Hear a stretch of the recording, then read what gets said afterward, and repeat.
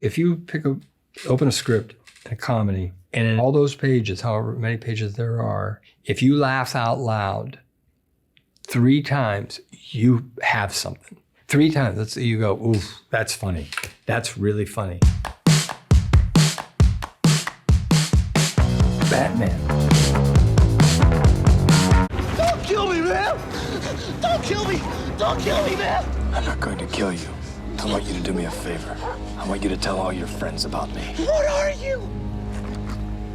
I'm Batman. When they said, we're thinking of doing Batman, you said, wait, you're gonna make a movie of Batman? Yeah, there was Superman, but that's Superman, which Dick Donner did, which was really, really good, very charming, actually. And Chris Reeve was great and had humor, and it was like, you know. So the fact that Tim said, that guy, I want that guy.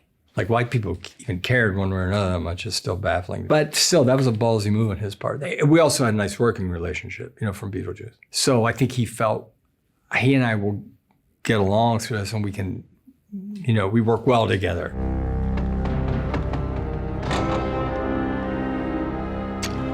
We literally were figuring out how to make it work like the day before my first shot in the suit.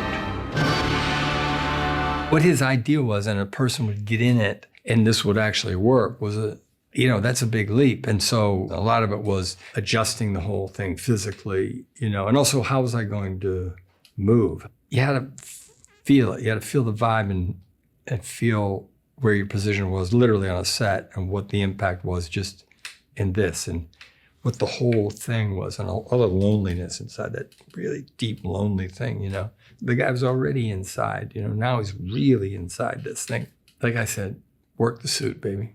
Just work the suit. That thing will get you 3/4 of the way there, you know. What I never talked about really, which was easy, to be honest, was I never thought about Batman. It was always Bruce Wayne. Who's Bruce Wayne? You start with that. Could you tell me which of these guys is Bruce Wayne? Well, I'm not sure. He witnesses the murder of his parents, you know. That's a lot to start with, especially the Frank Miller approach, which is what we took. And also determining with Tim that he was so not cool, kind of odd, you know, an odd dude. You want to know the truth? I don't think I've ever been in this room before. That scene wasn't even there. That was me when we were working on it. I said, he probably has never been in this room. Also, it's probably cold, kind of damp, you know, nervous about this date, you know. And finding those spots to be funny, which was not there. Where's this funny, you know? More people have asked me about it than I've even volunteered talking about it. So people make a bigger deal out of this. But it was really, really, really hard, like physically hard. It took me a long time to realize when I just did the flash. I don't know how stupid I could be. I was training to be really fit. And I was training. One day, Jack Nicholson walked by me. We were just starting to shoot and I was kind of working on this bag. And I had been training to get, you know, fit. And he walks by me and goes, what are you doing?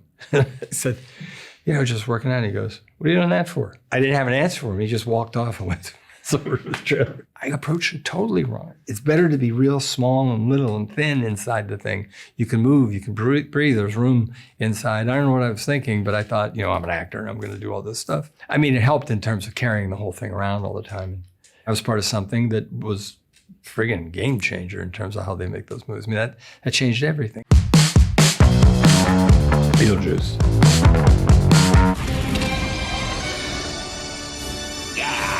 I think he had some sketches because Tim always has sketches. I think even then he wasn't quite exactly sure what the whole thing was going to look like, but he clearly had images in his head. He had set images and character images and who these people would be and everything like that. But he gave me something that I took home and I said, okay, let me start with this. And then we never rehearsed it. We never screen tested it. I said, here's what it's going to be. Here's what I want to do.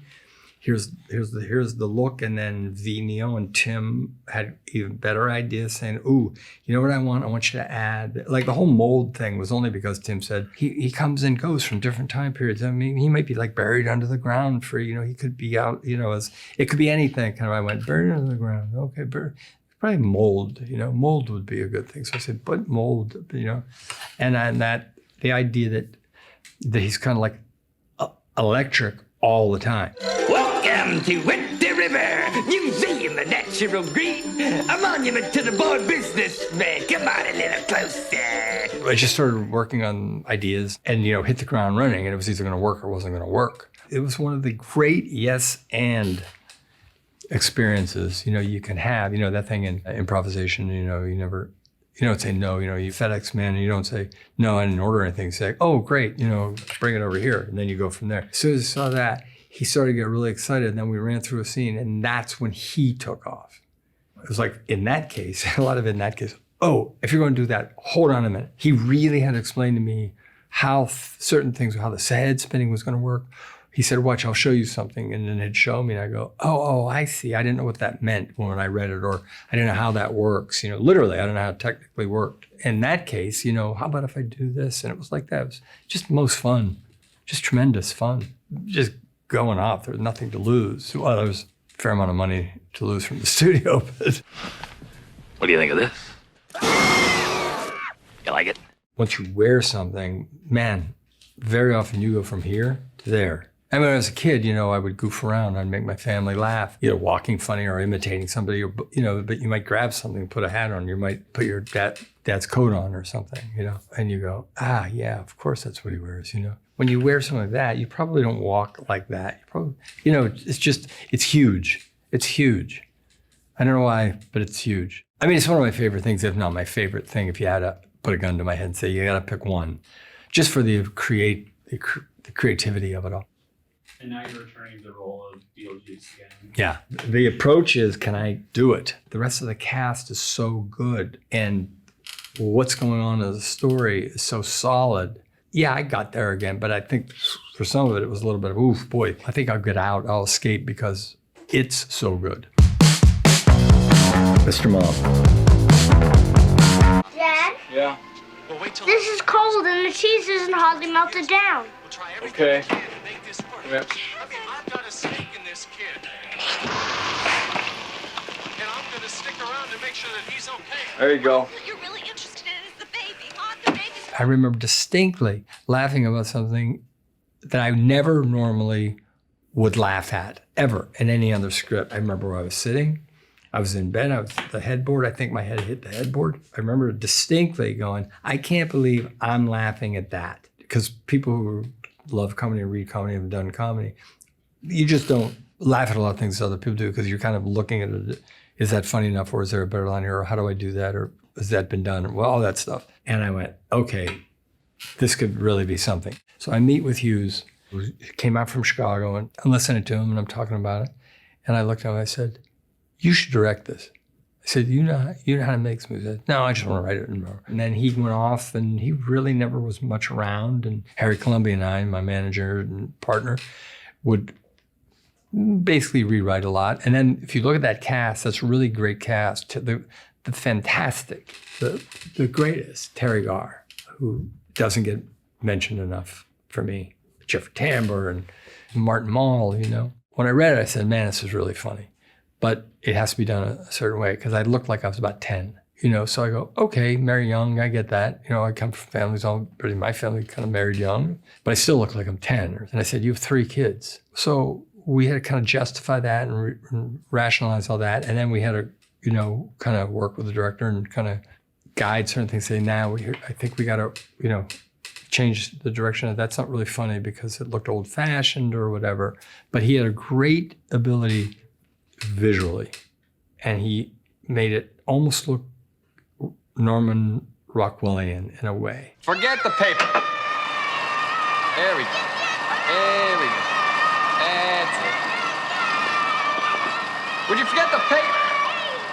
He put the campaign together, the ad campaign like that. Great idea. That shot of me holding up the baby to the air blower. Really solid, nice hit, bigger hit as years went on. Here's the reason I like to talk about Mr. Mom. Totally before its time.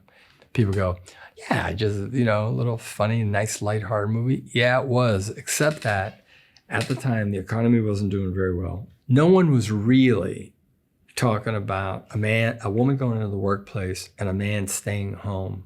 Now, you could probably go back and find. In fact, there's a great Gary Cooper movie. I forget the name of it. He had to kind of take care of a baby or something. But nobody was really talking about that. Inequality, opportunities for women going into the workforce and what they come up against. Guy having to do what were traditionally woman's roles, and doing it comedically, right? I'm extremely proud of that movie. That movie was ahead of its time and funny and really good-natured, and a John Hughes script. Multiplicity. We didn't destroy your life, Slick. You did. As a matter of fact, we were trying to save it for you. We were doing pretty good, too. We just had one bad day. Multiplicity, to make today, we could do it in about 17 minutes. It's 96, right? You don't have all the toys. But it was Harold Ramis, the great Harold Ramis. He approaches me about this idea, and I immediately liked the general idea, didn't know how we were going to do it. But what I didn't want to do was go, well, when he does this one, we'll put on a fat suit. He did this makeup. That to me was not cheating, but I thought, because what if you cloned yourself? You'd still have you, but what is the thing that's not you in that? That was the premise. What's the little thing? And so we saw very versions of me. You can't just go out and meet some strangers and bring them up here. Hey, what are we supposed to live like, a couple of monks? I think 2 was like the testosterone-driven version. The testosterone level got a little off, and the second one, it was an adjustment, I guess, and just really sensitive. We gotta sit down and have, a rap session or something, because you're both feeling a lot of anger here, and I'm just afraid, you're like 2 lions or something. Shut up. Nicest man. Do we decide, is he gay? And Harold wisely said, I don't know. I said, no, it'll help me as an actor because I'm good with it, And he'd say, I don't know. And I went, that's right. It's exactly right. What does it matter? He goes, he's just really sensitive. One of my favorite characters of all time, by the way. The other guy was a risk because I said, okay, let's really go. Let's steal from Jerry Lewis. Let's be honest. Let's just steal right from Jerry Lewis. Sorry, Steve. That leg's gonna have to come off. A lot of times it was a stand like this, a light stand with a golf ball, a ping pong ball on it. So I had something to focus on, but you always had to know where your eye line was, and you'd be in a scene. And then he wisely brought in a couple of guys who were great help to me, actors who would come in and then I could play off of them. Sometimes that was really helpful. Sometimes it was a distraction, because it would be like you'd go, okay, we start the scene with 4, who was the most extreme, but he's talking to 2, and then you got to go back to 4. But then later in the afternoon, we're going to 1. Like a good day would have been, Harold say to me, wow, you get to be 1 almost all day today. And I thought, oh, great. There was a lot of improvising because Harold comes from a real improv background. So that was another thing. Say, well, if we're going to improvise, you can't improvise too much because it could throw everything off. So I'd be doing a scene, with one of the guys, one of me. I'd go, oh, when I come around, I know what I have to say. I know what the scene is, and I got to say this to him. So sometimes what was great is I get an idea. So I'd set myself up because I knew when I was coming around to the other guy, I'd do the other half of the joke. Sometimes worked, sometimes didn't. And sometimes I could tell the guy, if it was an actor, I'd say, when we do that, just give me that, so that all day long, every day, which is exhausting, but tremendous fun, actually, and really, really, really hard. Ben Stiller was walking across the set one day, and we had never met. I go, hey, what's going on? And we were walking. He was going to work on set, and he asked me what I was doing. I told him, I said, here, I'll show you. And I pulled him in a trailer, and I had a chart on the wall, like this, pasted up. If this guy goes here, then it's 4 is here, and then he goes back to 1, then I'll go back to 4, then I go to 3. And then, in a day, and he kind of looked like this and didn't say anything and just walked out and walked away. And I've never talked to him since. And I have no fucking idea if he went, holy fuck, I don't even want to know about that. I forgot to shut the windows on the Volvo. It's going to be soaked. Do you mind? No problem. I get it. Just making Andy McDowell laugh. Sorry about yelling for the kids and everything, honey. She said, one day, I literally peed my pants. And I wanted to see if I could pull it off. To influence a person's bladder is such a sense of power. Chris Rock and I were talking about this. The great thing about stand-up that I miss is weaponry. To go, you know when it's working, and then you gain power. In the set, you go, oh man, I haven't even gotten. I know what I have coming. They don't know what I have coming. You know, and I go, and this is working and working and working. And I'm going to set this thing up just so when I pull this thing out of my hip pocket, this thing that I know works because I've done it 1,000 times, this is going to blow the fucking roof off. There's nothing even close to that. I love doing Multiplicity. Spider-Man Homecoming. How many times have I told you not to fire them out in the open? You said move the merchandise. Under the radar. Under the radar. That's how we survive. If you bring damage control or the Avengers down here, we're through. Those movies are kind of in some ways, I think, easier and not easier. So you go, okay, you know, it's kind of playtime, really. You know, it's kind of like we're playing. You know, there's so many people who've done, like, you watch Willem Dafoe, who's also in Beetlejuice. This cast is insane. When you watch him in the Spider-Man, he's unbelievably good. I mean, he's unbelievably good. I was like the first one in. I was the guy first in, right? You're gonna play Batman, you're gonna wear a big rubber suit. Nobody's done this kind of, and you would think that kind of all fall apart and go bad. They didn't. They're good, you know, and the actor, the quality is really, really good. But what I liked about it when he talked to me about this, great thing about Batman and Bruce Wayne was he had no superpowers. He go, how am I gonna do this? That's the situation with that guy as well, right? There's something about it that's contemporary because basically what he's saying is, where's mine? What about me? Which is out there and was out there and still is out there. So I said, that's what this guy is. He goes, you know, he didn't pick this, but he said, okay, really, fuck you. 8 years. Not a word from the feds, nothing from those Halloween costume-wearing bozos up there in Stark Tower. And then all of a sudden, this little bastard in red tights shows up. And he thinks he can tear down everything I built. I love my gang. Those guys, those actors, it was so fun to show up, and they're my boys, you know? And I berated them, and, you know, I took one out, had some laughs with those. I love that whole and all that stuff, you know? Much ado about nothing. Forget not that I am an ass. I said, I can't do it. I don't know how to do this. And he said, no, you know how to do it, Branna. And I go, nah, I don't know how to do it.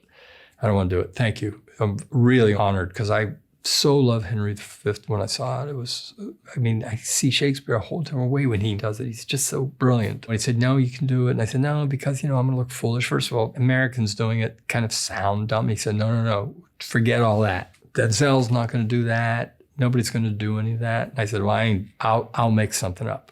We're in Tuscany, which was stunningly beautiful. And I'm going, I'm a movie star in Tuscany making movies. And how much better does this get? And it was really hot. Really, really hot, like brutally hot. And so, of course, I'm in really hot, warm stuff with a shitty beard. The offender did call me ass. I beseech you, let it be remembered in his punishment. Somebody told me, and it might have been Branagh told me, but there's a Celtic influence in a lot of Shakespeare. Apparently, according to him or someone, not me. And so there's like this little bit of a Irish thing, sound to it a little bit.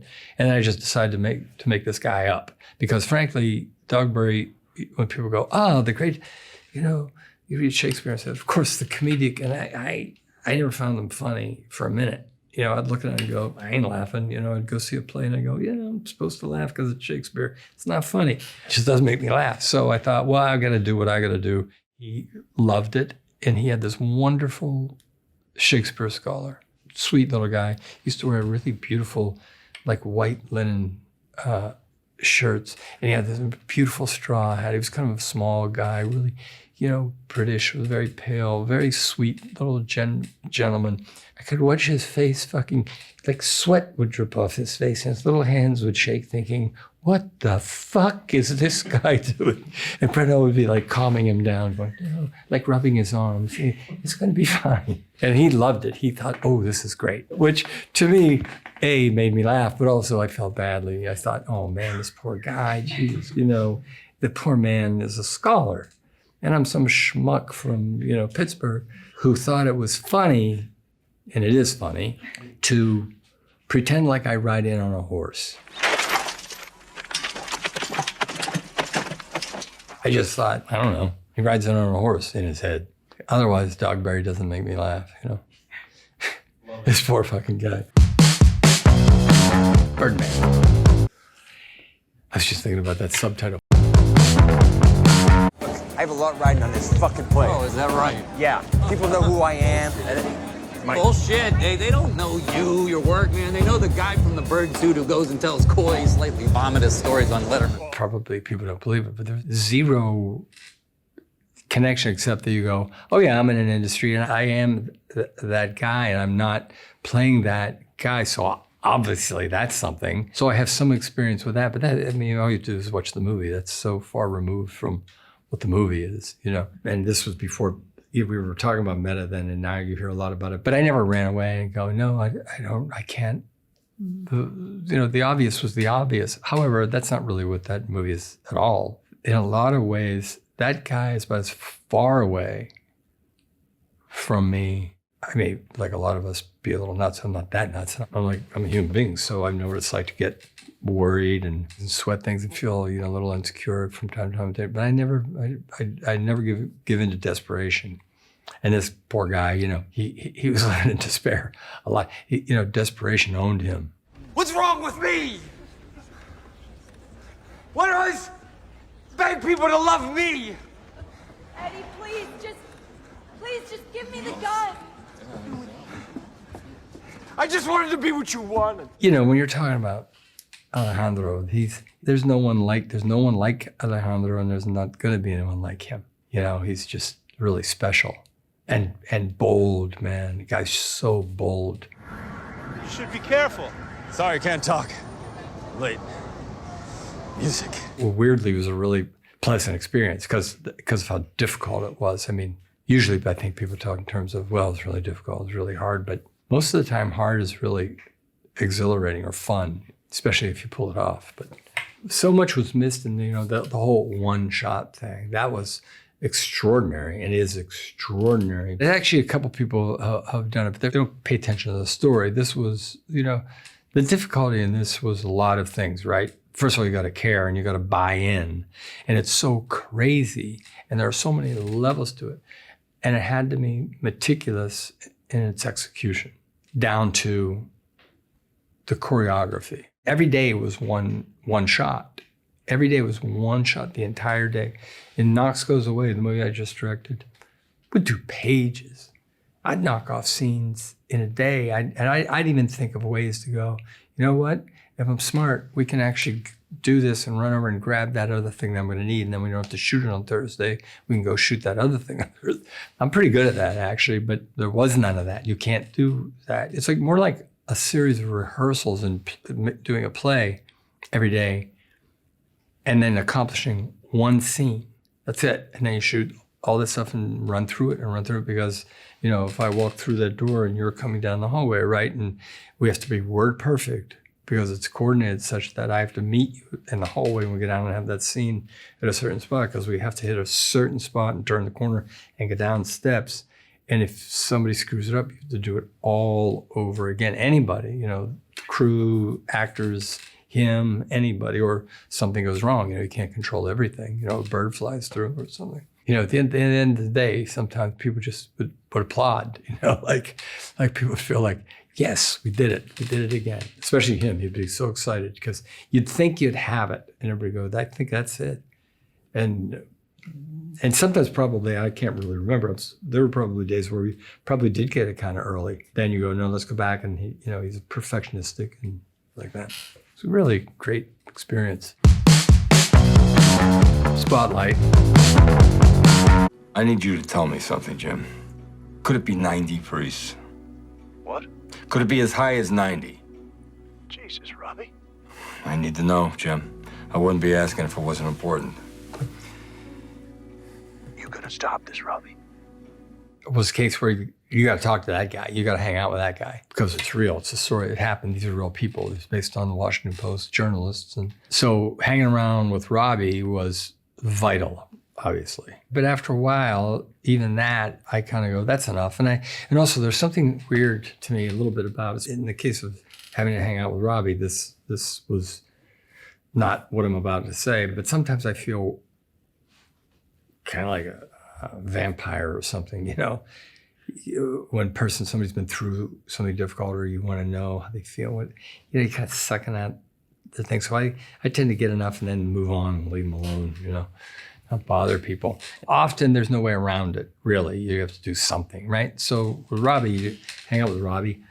I've done movies in and around and played journalists, I think like 4 times. And so that whole world, and then, you know, I was raised Catholic, and then you had to know what the facts were, what's the truth, what really happened. We've got 2 stories here. We've got a story about degenerate clergy, and we've got a story about a bunch of lawyers turning child abuse into a cottage industry. Now, which story do you want us to write? Because we're writing one of them. When I was a kid, I used to like to try to impersonate people, and I used to do accents, things I saw in movies or on television, you know. The interesting thing about Robby, when I first met him, I went, oh, thank God.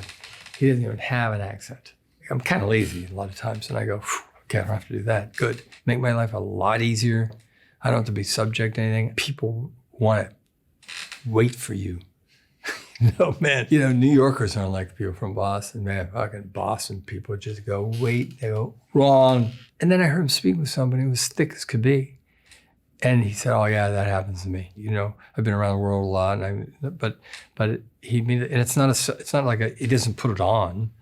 It's not a conscious thing. You know, and maybe I got a lot of nice compliments, and I'm sure there are people who go, he was way off. I have no idea. I'm not as good as I was when I was little. I was pretty good, actually. I think you get older, you get stupider. So there's that. Knox goes away. Dad, could you please just talk to me? Dad. Miles. Yeah.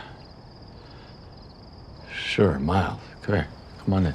A script came to me that was really well written from Michael Sugar, who represents and produces with Soderbergh, who I think is like one of the greats. Michael was one of the producers of Spotlight, and he had laid a script on me toward the end, I think, or maybe after we wrapped or something. I read it, and I thought, oh, this guy's a good writer. I've never heard of him or I've never seen this. This is I think well written. It's really solid. Then, you know, it was a question of when, and it sat around my house for I can't remember. I know over a year. I'd go do another movie or something, and then I'd come back and I'd read, and I'd say, hey, you know, what are you going to do about this? And eventually, of course, I'm surprised they waited so long. They said, hey, you know, we kind of have to make a decision. You think you want to do this as an actor? When I read it like the second time or something, I thought, I think I'd rather direct this. So then the question was, should I direct it and be in it? And I said, yes, I should, in my own head. So I said, I'll do it, but I want to direct it. And it's actually, in a lot of ways, for me anyway, easier to direct yourself. It tends to go more quickly. I make a decision early on. I said, okay, I think I know the guy. I know what the approach is going to be. So I know how the scenes are going to feel already. So I can kind of say, here's the route. Doc says this thing moves pretty fast. Oh, Jesus, Knox. I can't think of anything worse. Except maybe the pecker stops working. Actually, I'm looking forward to forgetting some things. I don't know that I'd do something like that again. If I didn't have to play as many things inside a character, I'd do it again, but I wouldn't do this kind of guy again. That was pretty hard. Yeah, it's a lot to keep track of. Yeah, a lot. Constantly. Honestly, I had to be reminded at times. It was kind of embarrassing. We started with a scene, and people would be, you know, saying, and of course, you know, this and this, go, wait, where am I now? Or why am I doing that? Or why are we shooting that? You know, there were a few times that, and, you know, they may have gotten a little worried about me. I, as an actor, gave up looking at the monitor a long time ago. I never really was a big monitor looking at it. And I'm not sure I'm right about that decision, by the way. I recently saw something and I went, whoa, you know, it might be, I maybe should go back and stop and just look again. Because once I look at myself, now I have a self-consciousness, you know, that I hate. But you do have to run back and look at the monitor. There's no way around that now. And also, you've got to work with an amiable DP, and it's somebody secure who goes, yeah, cool shot, I like that, it's a good idea, let's do your shot, you know. And then most of the time, or half the time, or some of the time, they'll say, that's a really good shot, you want to see a better shot? And he'll go, yeah, and I'll go, that's a much better shot. Yeah, let's do that. clean and sober. That's about it, right, isn't it, Craigie? Yeah, oh boy, big 307 a week. Boy, you gotta allocate that motherfucker, don't you? But that lean cuisine, maybe some pork and beans. Hey, why don't you get yourself another pair of those plastic shoes?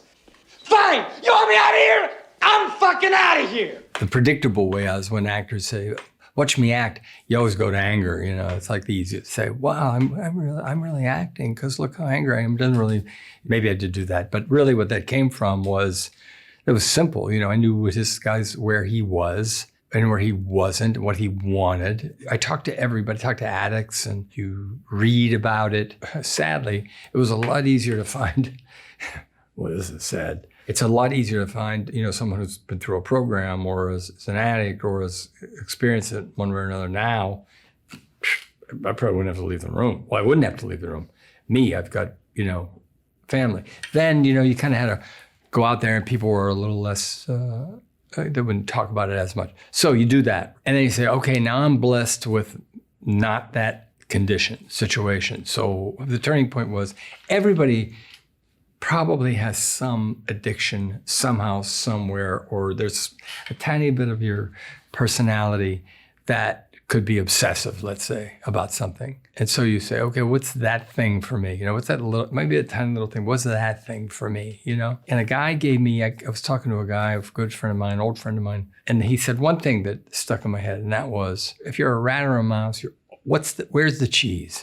Where's the cheese? Where's the cheese? Where's the story? Where's the story? What's driving me? That was a $90,000 phone call, man. $90,000. Literally, you wake up and go, I need to score. It starts with that. 90 grand, man! That's the stock market, babe. And it doesn't give a fuck if I'm in a hospital or not. So for an actor, that's kind of, you go, well, my motivation is pretty kind of simple, really, if I break it down to that. Then it just starts all over. There is no other thing. There is no other thing but that. I got to go from here to there. They're tremendous liars, usually really charming, kind of often funny. Let me ask you something. What the fuck are you doing here? You got a problem, Daryl? I knew where in that scene, I said, well, this isn't working out for this guy too well. You know, I've been through these meetings, which I hated, the character hated, thought it was bullshit, and you're just deeply unhappy. You an addict, Daryl? Funny how the mind works. Proof that you're not an addict is that you're not dead, right? I don't believe this shit. What? That I'm fucking here. Are you an addict, Daryl? Fuck you. Finding that anger was not really hard, you know. You thought, well, at this point, he hasn't even bottomed out. He's not even there yet. You know, listening to this AA speak and thinking he's above it, all that stuff going on inside, you know, that's got to go somewhere. Night shift. Hey, Scarbone guy, what's he like, our boss or what? No, he's the supervisor. He's not here at night. Nah, get out of town. Just you and me and the stiffs alone here? That's gonna be radical, Chuck. That guy's dead. I was doing a sitcom. I was in a couple of them, and every time one was canceled, I was the happiest man, because I would think, well, during that time, this guy, Lowell Gans, one of the writers, directed one of the episodes, and he and I hit it off. And he went and told Ron Howard, he said, that movie you're doing, I got a guy you should meet. So they found me and said, okay, come and audition like everybody else. And I auditioned, and they brought me back, and I auditioned again, and I would audition and do the lines because it was good scenes, you know, funny scenes. And I would improvise. I came in and I made a decision about who he was, and, you know, this stream of consciousness kind of hyper, you know, the idea man thing. Wait a minute. Hold the phone. I got it. Oh, you're gonna cure cancer? No. Tuna fish.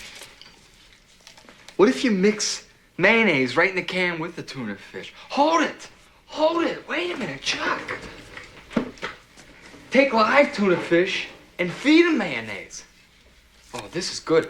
Call Starkist. They said, go back.